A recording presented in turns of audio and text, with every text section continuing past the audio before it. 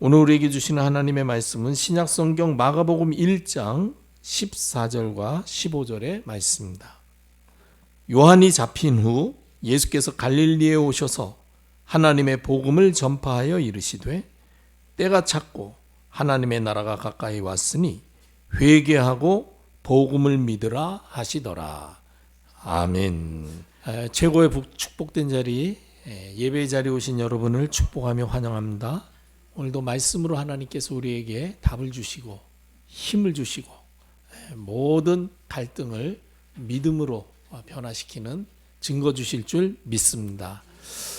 지난 주일 하나님께서는 우리에게 모든 사람이 알아야 될 것이 있음을 말씀하셨습니다. 무엇을 알아야 됩니까? 하나님 살아계심, 만물을 지으시고 또 우리의 인간의 생사화복을 주관하시는 하나님이 살아계시다는 사실을 알아야 된다. 그 하나님께서 우리와 함께 하시고 우리와 교제하시고 우리를 통해 영광 받으시기 위해서 우리를 하나님의 형상으로 지으시다는 사실을 알아야 됩니다. 우리가 하나님과 교제하며 하나님과 함께 할 때 우리는 하나님은 아니지만 하나님처럼 살 수 있는 최고의 복된 존재였다. 그래서 하나님이 창조하신 모든 만물을 다스리고 정복할 수 있었고, 그리고 모든 땅에 나는 모든 것을 하나님께서 우리에게 먹을거리로 주셨기 때문에 아무 걱정 없이 에덴 동산에서 그야말로 하나님처럼 사는 행복한 인생이었습니다. 그런데 우리 인간에게 문제가 생겼다는 것입니다. 그만 우리가 하나님과 함께 하면서 누려야 될 모든 축복을 단 한순간에 뺏기게 된데, 그것은 바로 마귀의 유혹에 속아 하나님의 말씀을 불순종하고 하나님을 떠나 죄인이 되었다는 것이죠. 죄인이 된 다음부터 우리는 내가 누군지, 또 내가 왜 살아야 되는지 정체성을 잃어버리고 또 살아야 될 이유와 목적을 놓치고 살게 됩니다. 그러다 보니까 삶이 잘 살아보려 해도 늘 불안하고 두려워하고 염려, 걱정, 근심에 사로잡히게 돼 있죠. 그렇게 사는데 알고 보니까 그게 마귀에게 탁 사로잡혀서 마귀에게 종노릇하는 삶이었었다. 이 문제 우리 힘으로 해결할 수 없습니다. 그래서 하나님께서 우리에게 이 문제를 해결하시려고 예수 그리스도의 복음을 주셨음을 말씀하신 것입니다. 그래서 오늘 하나님께서 우리에게 모든 사람이 하나님 만나 다시금 하나님 자녀의 축복을 회복할 수 있는 이 복음을 반드시 믿어야 된다 해서 모든 사람이 믿어야 할 복음의 말씀을 우리에게 주시는 것입니다. 오늘 본문을 우리가 다시 살펴보면 요한이 잡힌 후 예수님께서 갈릴리에 오셔서 하나님의 복음을 전파하여 이르시되 때가 찼고 하나님의 나라가 가까이 왔으니 회개하고 복음을 믿으라 하시더라. 이 복음은 믿어야 될 것이라는 것을 말씀하십니다. 그렇다면 우리가 왜 이 복음을 믿어야 됩니까? 도대체 복음이 무엇이길래 복음을 믿어야만 됩니까? 복음을 하나님이 이렇게 말씀하십니다. 우리 인생의 근본 문제를 해결하는 길이라는 것입니다. 우리 모든 사람이 다 아담 이후로 근본 문제에 사로잡혀 있기 때문에 이 문제 해결받아야 되는데, 이 문제 해결받을 수 있는 유일한 길이 복음이기 때문에 그 복음을 믿으라는 것이죠. 인생 모든 문제는 하나님을 떠났기 때문입니다. 하나님 떠난 모든 인생은 사주팔자 운명에 딱 사로잡히면서 저주와 재앙 가운데 빠지게 됩니다. 인생에 4가지 기둥이 있다라고 주장합니다. 그게 사주입니다.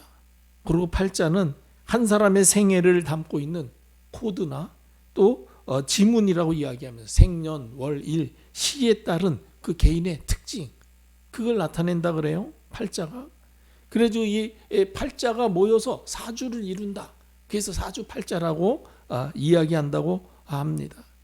그래서 그걸 통해서 뭐 자기의 성격도 알 수 있고 적성도 알 수 있고 인성도 알 수 있고 또 대인 간의 관계, 부모님과의 관계, 형제와의 관계, 또 뭐 지인과의 관계, 그런 것들을 알 수 있다 그러기도 하고, 또 그 사주팔자를 통해서 관운 또는 재물운 또는 무슨 학교 가는데 무슨 좋은 학교 가냐 뭐 하냐 이런 것도 다 안다 그래요. 그래서 사주팔자 보는 겁니다. 건강이라든지 또는 이 상벌, 상을 받을 것이냐 벌을 받을 것이냐 아니면 재앙, 그런 것들을 미리미리 이렇게 살펴가지고 거기에 따라서 좋은 일이 있으면 뭐 받아들이면 되고, 혹시 좀 어려운 일이 올 것 같으면 비방을 써야 된다. 그래서 이제 사주팔자 보고 나서 뭐 부적도 쓰고 뭐 이렇게 방책을 세워야 되니까 그렇게 하는 거거든요. 거기에 딱 사로잡혀 가지고요. 이게 우주로부터 부여받은 운명이라는 거예요. 사주가 자기의 사주가 거기에 딱 사로잡혀 가지고 사람들이 옴싹달싹 못하게 만들어 버리는 것입니다. 이게 하나님 떠난 상태거든요. 그런데 아담 이후로 모든 사람이 하나님 떠난 상태로 태어나는 것입니다. 이 말은 이제 사람들이 전혀 하나님에 대해서 관심을 갖지 못하고 오로지 자기 마음대로 자기 뜻하는 대로 살고 싶어하는 자기 중심의 상태로 태어난다는 것입니다. 성경은 이러한 영적인 상태를 보고 원죄라고 이야기하는 것입니다. 이 원죄는 우리 인류의 시조인 아담이 하나님의 말씀을 불순종하고 하나님 떠나면서 시작된 문제입니다. 또 하나님을 떠난 사람은 결국은 사주팔자 운명에 묶이게 되는 것이요. 결국은 이 운명에 사로잡혀서 사실은 이 사람을 지배하려고 속이는 사단이 만들어 놓은 이 사주팔자 운명에 딱 걸려들어서 사단에게 종노릇하게 하는 것입니다. 그런데 사람들은 그걸 모르는 채 사단이 속이는 속임수에 딱 사로잡혀서 이 사주팔자는 바꿀 수 없다라고 그렇게 생각하고 그저 운명으로 받아들이고 살도록 그렇게 속이고 있는 것입니다. 이와 같이 하나님을 떠난 사람은 그 누구도 사단의 손에서 자유로울 수가 없습니다. 그래서 하나님께서 이 사단의 종노릇하는 상태에서 빠져나올 수 있는 길을 우리에게 주셨는데 그 길이 바로 복음이라는 거예요. 그래서 복음을 믿어야 되는 것입니다. 예수님께서 공생에 시작하는 첫 일성이 바로 무엇이었습니까? 회개하고 복음을 믿으라. 예수님께서 첫 번째 하신 말씀이 복음을 믿으라는 말씀을 주신 것입니다. 그렇다면 우리가 왜 이 복음을 믿어야 됩니까? 이 복음이 모든 사람으로 행복하게 살 수 있는 길이 되기 때문에 그렇습니다. 우리의 근본 문제를 해결할 뿐만 아니라 근본 문제가 해결되니까 이제 다시금 하나님이 주시는 참된 행복을 우리가 회복할 수 있는 길이 되는 것입니다. 너나 할 것 없이 모든 사람은 행복하게 살기를 원합니다. 왜 그렇습니까? 원래 우리 인간이 행복한 존재였기 때문에 행복을 당연히 추구하게 돼 있어요. 그런데 행복하게 살아야 될 당연한 사람이 행복을 놓쳐버린 것입니다. 잃어버린 거예요. 그렇기 때문에 사람들은 행복을 갈구하는 것입니다. 행복이 어떤 것입니까? 모든 것에 부족함 없이 만족하고 평안하게 사는 것이 행복한 삶입니다. 원래 하나님께서 만물을 창조하실 때 사람만 하나님을 알게 하고 하나님과 교제할 수 있도록 하나님과 대화하며 살 수 있도록 하나님의 형상으로 지으셨어요. 대화한다는 이야기는 뜻이 통한다는 이야기입니다. 뜻이 통하는. 그래서 서로의 의도를 이렇게 대화를 통해서 알 수 있도록 그렇게 하나님이 지으신 거예요.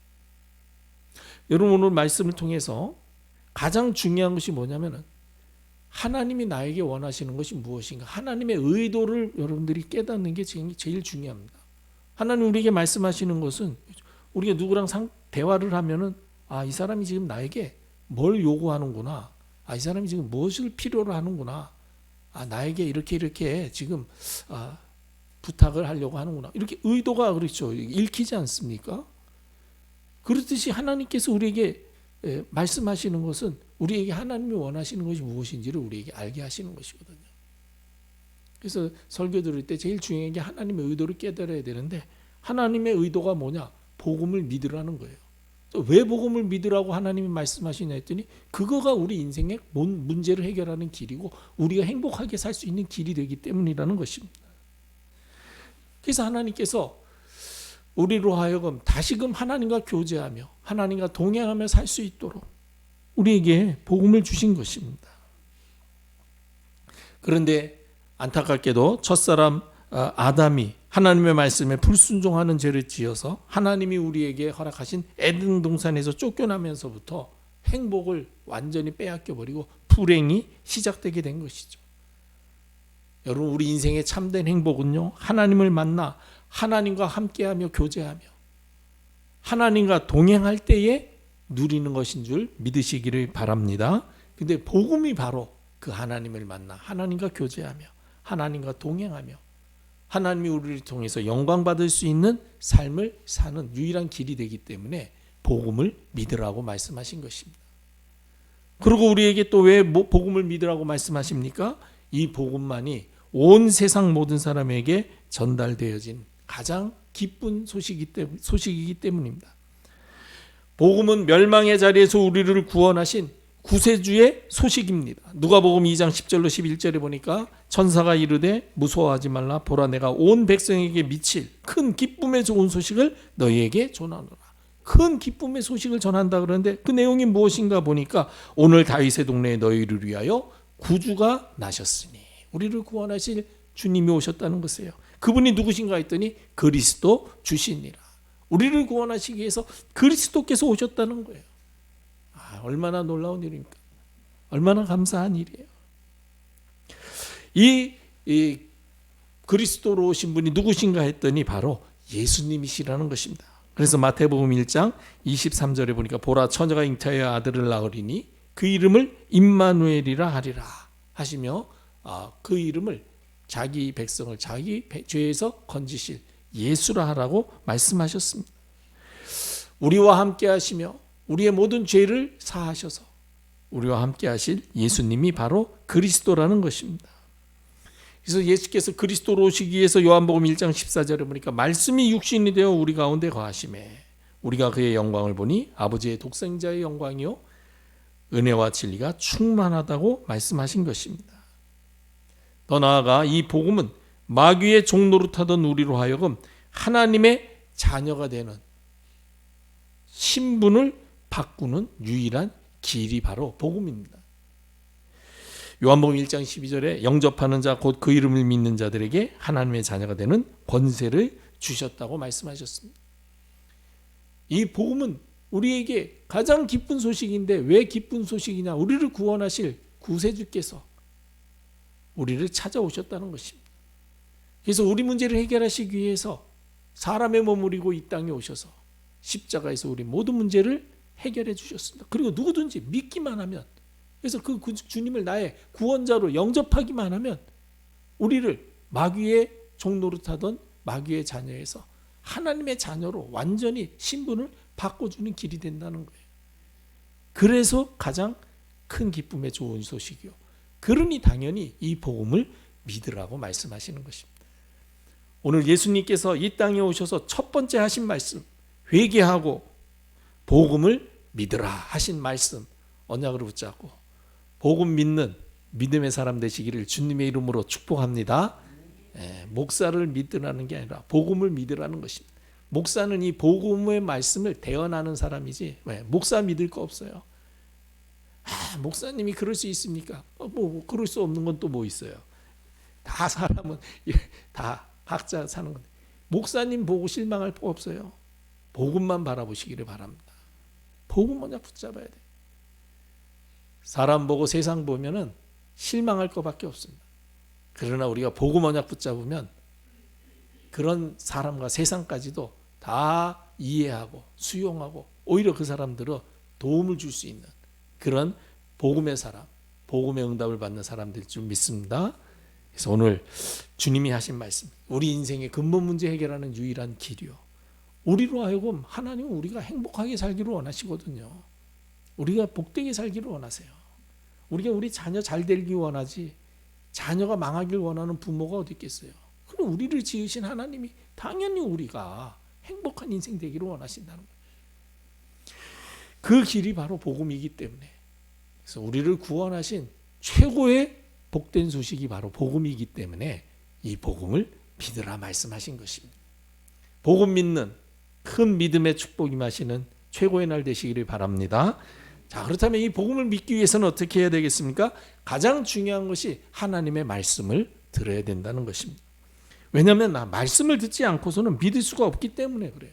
로마서 10장 13절로 14절에 보면 누구든지 주의 이름을 부르는 자는 구원을 받으리라 그랬습니다. 그런즉 그들이 믿지 아니하는 이를 어찌 부르리요? 듣지도 못한 이를 어찌 믿으리요?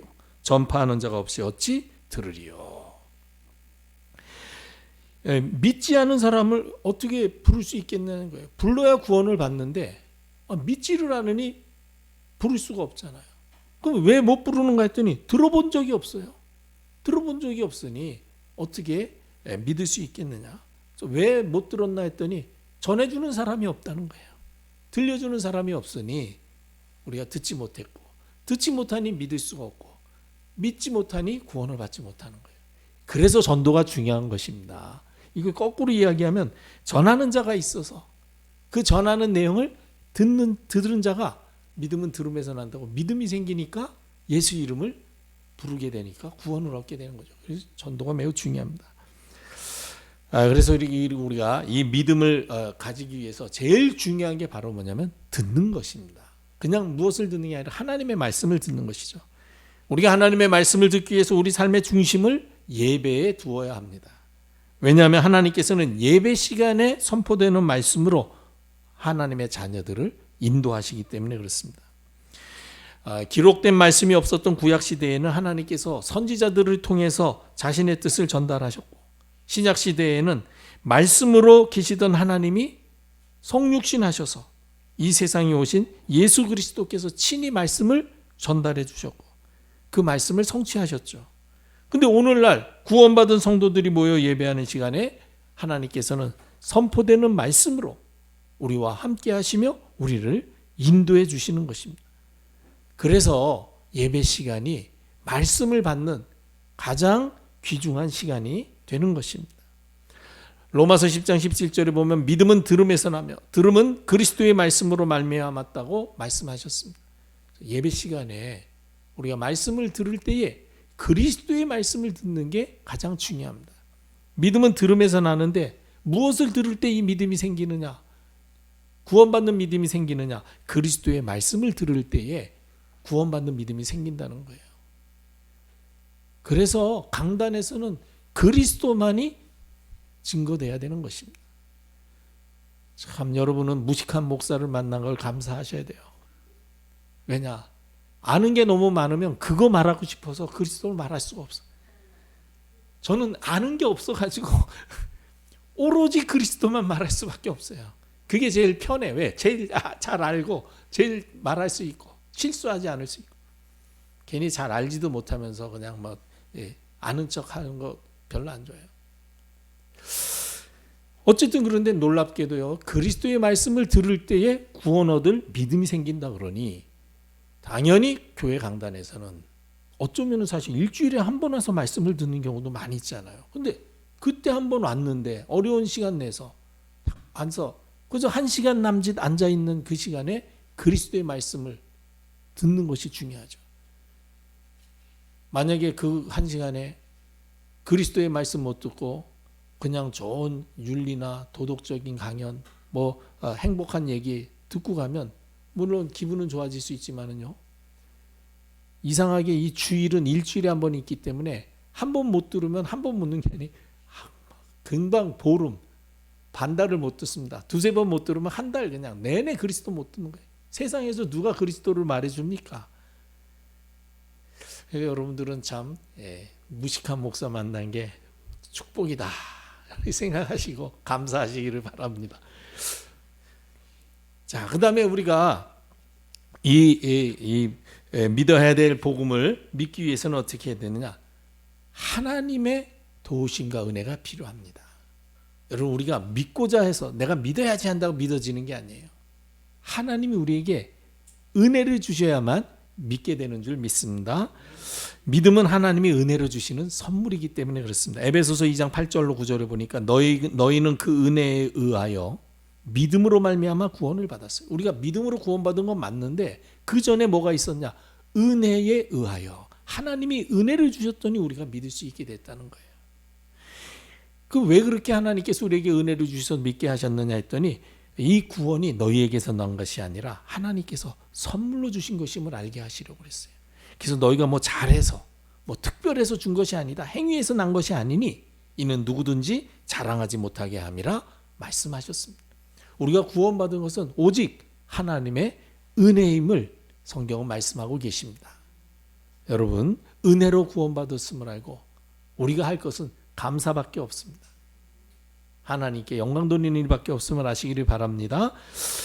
그리고 성령의 도우심 없이는 절대로 복음을 믿을 수가 없습니다. 고린도전서 12장 3절에 보니까 성령으로 아니하고는 누구든지 예수를 주시라 할 수 없느니라. 성령께서 우리의 마음을 감화 감동케 하셔서 예수가 나의 구원자이시구나 알게 하셨다는 거예요. 그래서 마음으로 믿어 의에 이르고 입으로 시인하여 구원에 이른다 그랬는데, 성령께서 우리의 마음에 예수님이 나를 구원해 주셨구나 알게 해서 의에 이르고, 그러니까 예수님이 나의 구원자이십니다 입으로 시인할 때 구원 얻게 되는 것이거든요. 그래서 유명한 신앙 고백 아닙니까? 베드로가 가이사랴 빌립보 지역에서 사람들은 나를 세례 요한이다, 엘리야다, 예레미야다, 선지자 중에 하나다 하는데, 그렇다면 너희는 나를 누구라 하느냐 할 때 베드로가 딱 일어나서 정답을 말했잖아요. 주는 그리스도시요 살아계신 하나님의 아들이시니이다. 그 고백을 들은 예수님이 너무 기뻐하시면서 뭐라고 말씀하셨습니까? 바요나 시몬아 네가 복이 있도다. 시몬의 아들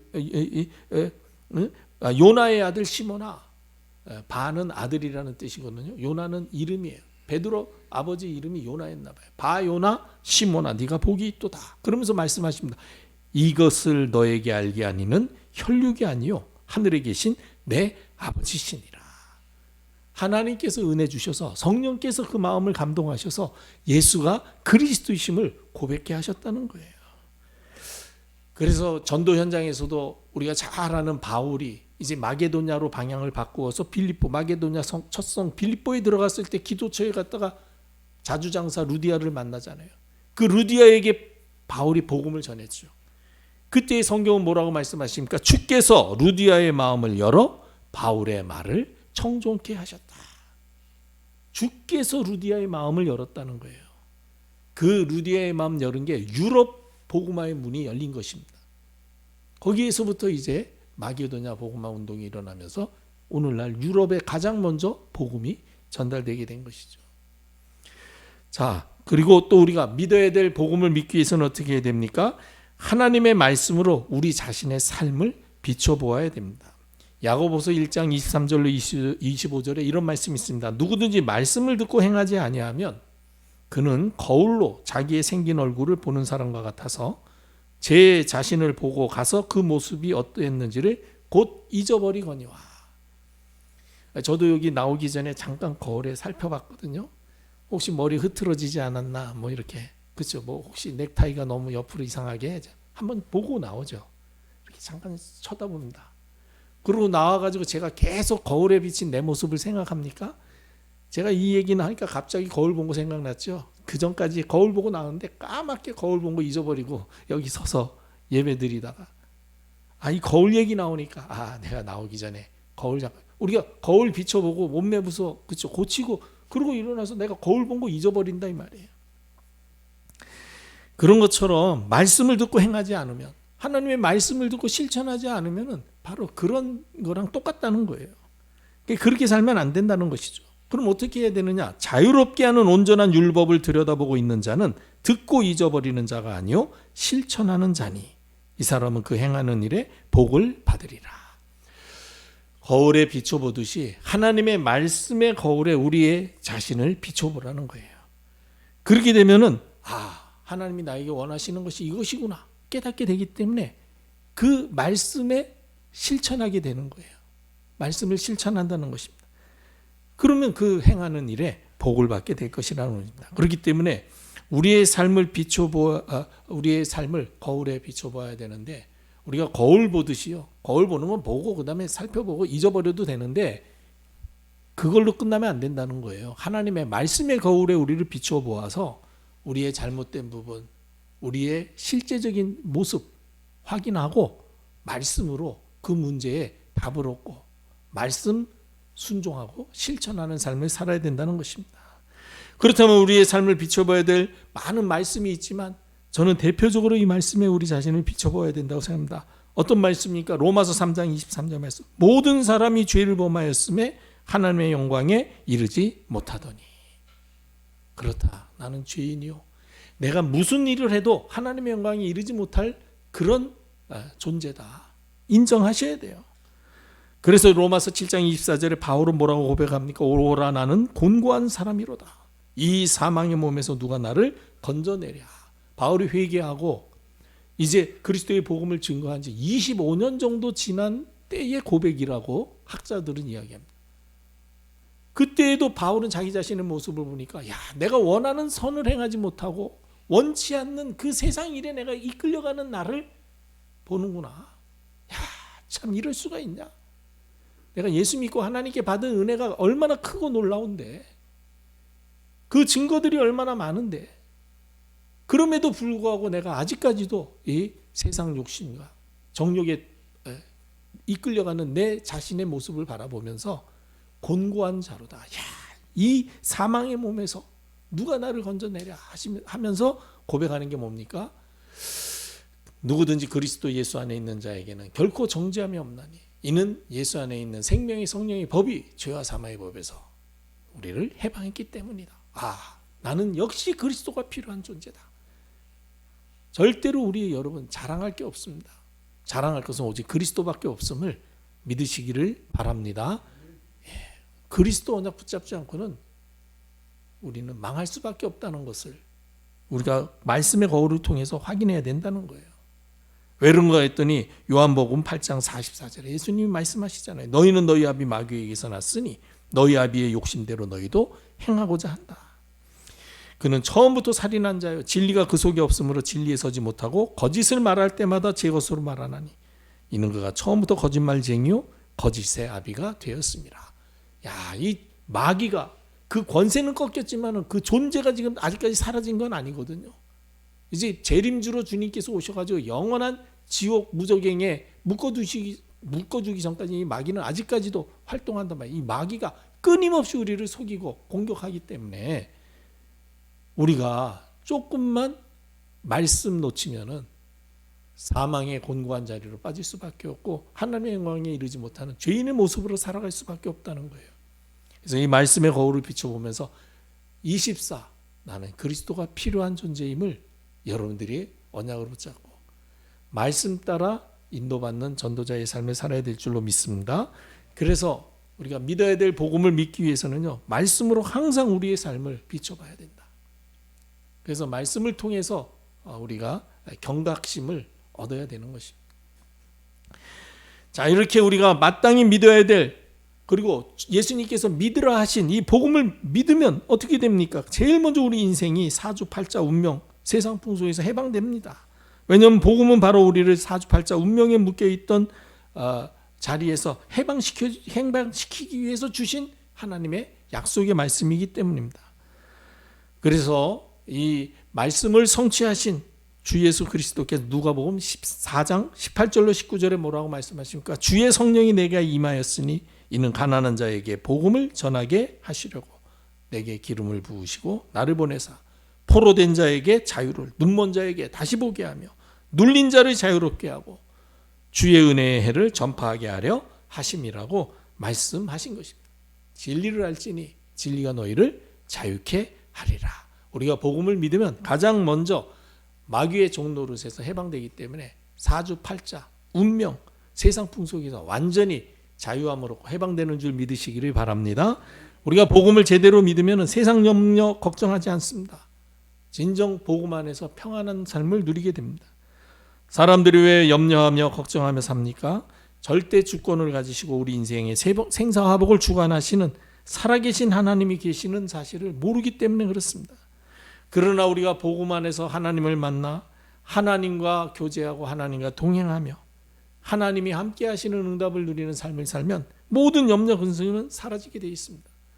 그때 비로소 세상이 줄 수 없는 하나님 안에 있는 참 평안과 기쁨이 우리 안에 넘치게 되기 때문에 그야말로 행복한 인생을 살 수가 있게 되는 것이죠. 복음으로 행복하시기를 축복합니다. 마지막으로 우리가 제대로 복음을 믿으면 어떤 증거가 나타납니까? 항상 기뻐하고 쉬지 않고 기도하며 범사에 감사하는 인생이 되는 것입니다. 당연히 사주팔자 운명에서 벗어나고 하나님을 만나 하나님과 동행하며 하나님이 주시는 은혜와 응답을 누리다 보면 항상 기뻐할 수밖에 없죠. 24 기도가 됩니다. 하나님과 교제하는 것이 최고의 축복인 줄 아니까. 그러니까 모든 일이 다 감사거리가 되어지는 것입니다. 나의 생사화복을 주관하시는 하나님이 그리스도 예수 안에서 나의 모든 필요를 채우시는 하나님이심 우리가 확인할 수 있기 때문에. 그리고 때때로 이러니 저러니 만나지만은 하나님을 사랑하는 자, 그 이름을 부르는 모든 자에게 하나님께서는 모든 것을 합력하여 선을 이루시는 하나님이심을 알기 때문에 우리가 항상 기뻐하고 범사에 감사하며 24 기도하며 살 수밖에 없는 것입니다. 이 비밀을 누렸던 전도자 바울은 빌립보서 4장 19절에 뭐라고 말씀하십니까? 너의 하나님이 그리스도 예수 안에서 평강 가운데 그 풍성한 대로 너희 모든 쓸 것을 채우시리라. 우리의 모든 것을 다 책임지시는 하나님이 나의 아버지이시기 때문에 우리는 전혀 염려할 필요가 없습니다. 항상 기뻐하고 쉬지 않고 기도하며 범사에 감사하는 그런 성경의 축복을 누리는 전도자의 삶을 누리게 될 것입니다. 오늘 예수님이 말씀하셨습니다. 하나님의 나라가 가까웠다. 회개하고 복음을 믿으라. 왜? 복음만이 우리 근본 문제 해결하는 길입니다. 이 복음만이 우리가 행복하게 살 수 있는 길이요. 복음만이 우리를 구원하시는 최고의 기쁜 소식입니다. 내가 먼저 이 복음의 축복을 누리고 믿음으로 또 다른 사람에게 이 복음을 담대히 증거하며 전파하는 전도자의 삶의 주역 되시기를 주님의 이름으로 축복합니다. 기도하겠습니다. 아버지 하나님, 우리를 구원하시고 우리를 죄와 사망의 법에서 해방하시고 마귀의 손에서 자유케 하시고자 복음 주심을 감사합니다. 이 복음을 믿어 하나님의 자녀되어 하나님께서 우리에게 주신 축복을 회복하고 이 축복을 알지 못하여 고통 가운데 빠져 멸망에 처한 저 인생들에게 담대히 복음을 증거하고 전파하여 많은 사람을 구원의 길로 생명의 길로 인도하는 일에 쓰임받는 전도자 되도록 이 자리의 모든 주의 백성들을 복되게 하옵소서. 이제는 우리 주 예수 그리스도의 무한하신 은혜와 하나님 아버지의 크신 사랑과 성령님의 내주 인도 충만하심이 말씀 언약 붙잡고 현장으로 돌아가는 전도자들의 삶과 사역 위에 이제와 영원토록 함께 계실지어다. 아멘.